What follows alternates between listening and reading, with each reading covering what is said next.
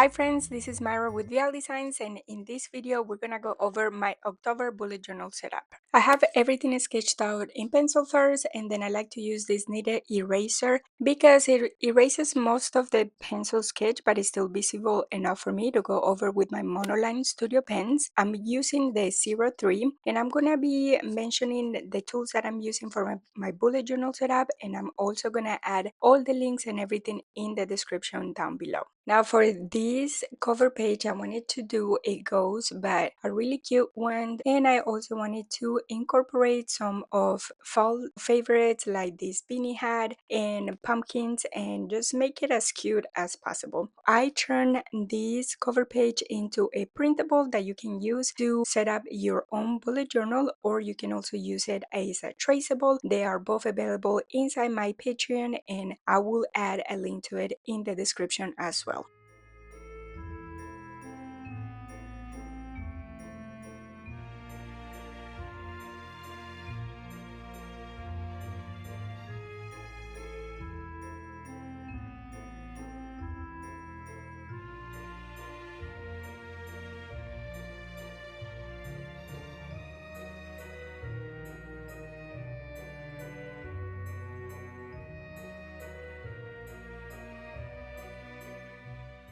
I thought that adding this bat was perfect here next to the ghost and the checker background. Now, if you want even more Halloween doodles ideas, I will add the link to my video down below. I also have the workbook with the step-by-step process to do the Halloween doodles.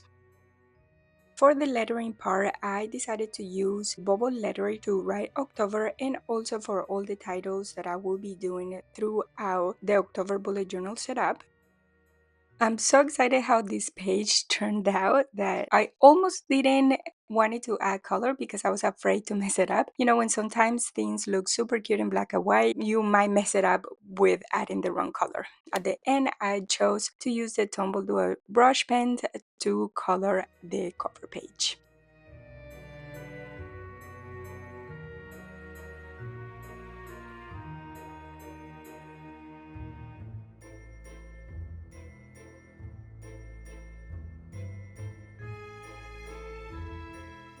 One quick tip and something that always helps me kind of visualize if the page is going to look good with color is to keep a swatch of the colors before you even add them to your page. This way you can see the colors beforehand and you kind of visualize and see if they will look good put together. So that's why you see in the little piece of paper that I have on the side. Make sure that I like how the colors look together before I even started coloring the cover page.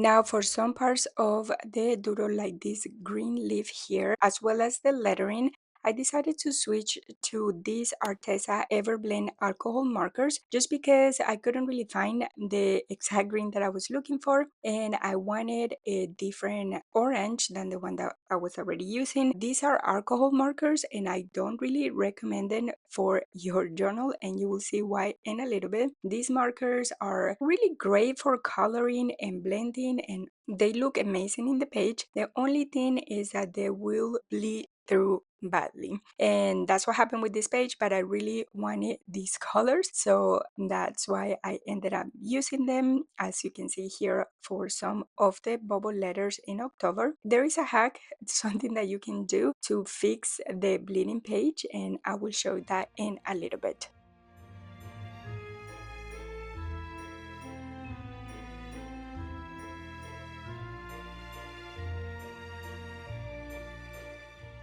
I know these are mainly not your typical orange and black Halloween colors, but I wanted to paint the October letters, each one a different vibrant color, and I really love how the bubble lettering and the whole cover turned out. What do you think? Now let me show you how badly these markers bleed through. So what I did for this is I have a notepad with the same paper that I have in my notebook, and I just cut a piece of the paper to cover the part where it bled through, and I pasted it. And if I haven't mentioned, I'm using an Archer and Olive that grid journal.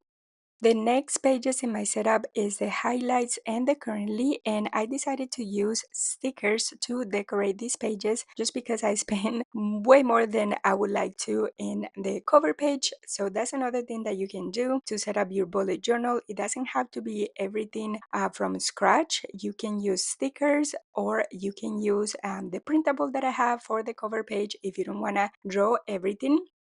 And then the stickers, I got the PNGs from Etsy. I printed them in sticker paper and I cut them with my Cricut machine. And so I think this just saves a lot of time and you still keep your bullet journal super cute. Now for the lettering, I decided to keep the bubble lettering going throughout the whole theme, and I'm using my Tombow dual brush pens to color the letters because I didn't want the alcohol markers to keep bleeding through my pages. The bubble lettering style that I use on this bullet journal setup is a little bit more of like a retro vibe because the bottom part of the letters is a little bit chunkier compared to the rest. If you want me to give you a tutorial on how to make this style of lettering, be sure to leave it in the comments. Now, if you want to learn the easiest way to do the regular bubble lettering styles, be sure to check out my channel because I have several tutorials where I go step by step on how to do bubble lettering, how to add shadows and highlights.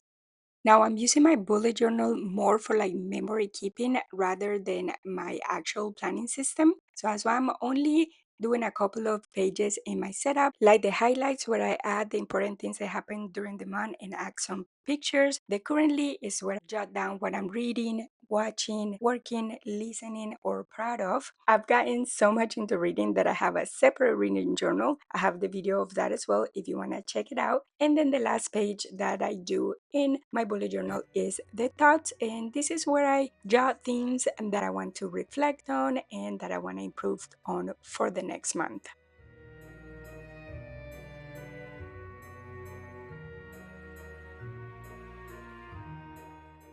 Now let's do a quick bullet journal flip through. I hope that you like this video and that you are able to find some inspiration. If you want even more lettering ideas for October or inspiration for your bullet journal, be sure to check out the next video and I will see you there.